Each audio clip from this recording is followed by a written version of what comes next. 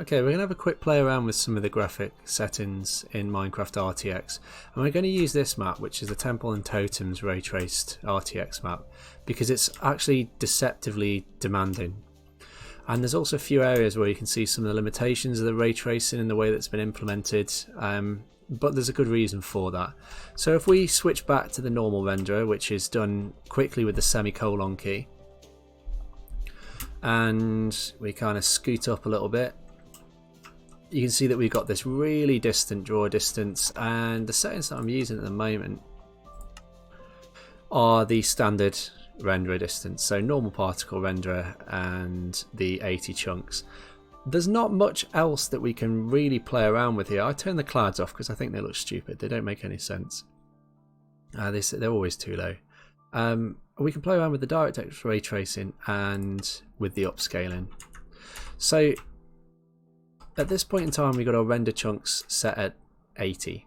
If we turn on the ray tracing, the render chunks is now reduced down to 8, which does remove the illusion that you are in this dense jungle, if I'm honest with you. You can see these trees in the distance.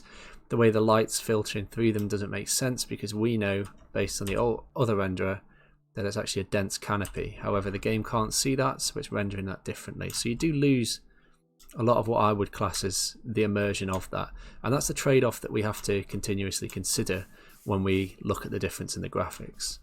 So where we might see it looking a lot better, we come through the canopies and we can see the light filtering through, and we see the amazing effect on the trees and the reflections in the water.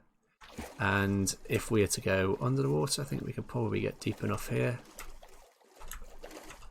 We can see those incredible lighting effects as the rays come through. Now what we can see though is the sun in the distance, and we know the sun can't be there because it's actually covered by the trees. However, the renderer doesn't scale out that far. So this is a good point just to show some of the big differences with that. If we increase the ray tracing render distance out to the performance issues while playing the game setting, you can see now that it actually represents more of what we expect there to be in the background. You can see some of those tree blocks popping in. However, doing that has dropped my frame rate down to unplayable level. 30 frames per second we seem to be hovering at around here. So it's not particularly enjoyable to play, and it's even dropped down to about 15, 13 now as it's putting some more of those in or rendering some of those reflections. So it really is challenging, and as I say, this is the most difficult map to run correctly, to run well. So that's why I'd probably recommend that this is a 270, but depending on your graphics card, you might want to have to limit that one. The other option that there is actually to turn off the upscaling, which is the DLSS 2.0.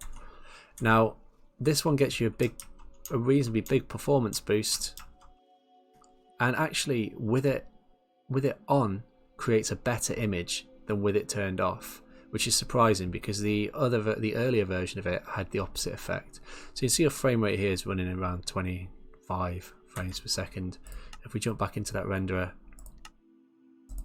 turn it back on, it's given us an extra 20 frames almost. So it really does make the game playable, and I know you won't be able to see it on YouTube because of the compression and the way that it's, you know, the bit rate and so on, but it does look significantly better. What you will notice though is, and again it'll probably be lost in compression, but if you look at the arm, so the right hand edge as I move across the sky, you'll be able to see some kind of almost looks like static from an old television set, and some of the objects behind it. That's because of the processing, kind of rebuilding the image and sharpening the image. There's obviously that delay in there, but without it the game's not especially playable. So it's essential realistically that we put those on. And then we've got all the nice effects, and with a reasonably high but a playable performance impact. And one of the other questions is, does it change the way that you play Minecraft? Yeah, it does. It really does change it a lot. If we're playing on the normal renderer, then we've got a lovely smooth frame rate, and even on this quite demanding map, and we can still play the exact same game. We can still do everything the same. losing my performance here. We can still play the exact same game, and we still have the same effects that you're used to. If we turn on the RTX renderer, your trade-off is view distance is reduced massively, performance is reduced massively, should still be within a playable range. However, it does look incredibly good. And this map's a deceptive one because there's a lot going on here, and it might just look like highlights on the trees and so on, but there's actually a huge performance cost here, and that's the real difference. So it's not an essential at the moment, I wouldn't say. It's very nice if you've got the cards that are capable to play it, especially if you already own Minecraft. I couldn't see a reason for you not to be able to, not to want to go out and get this, just to look at it and to experience some of the worlds and see where graphics technology is going. I'd say there are better ways to experience ray tracing technology. Personally, I still think that Quake 2 is far more playable and probably, for my personal preference, more exciting to play than this, probably because of the smaller environments and obviously the personal taste perhaps. Also the fact that this Minecraft is a little bit limited in we can play these maps that we've been given, and the worlds aren't transferable into this renderer yet, but it certainly is a step in the right direction. It's not the game changer that we hope for, really, and that just comes down to the performance cost, but that will probably change with the new cards, and I imagine within a year's time this will be extremely playable. It just depends on how much money you're happy to fork over to do that.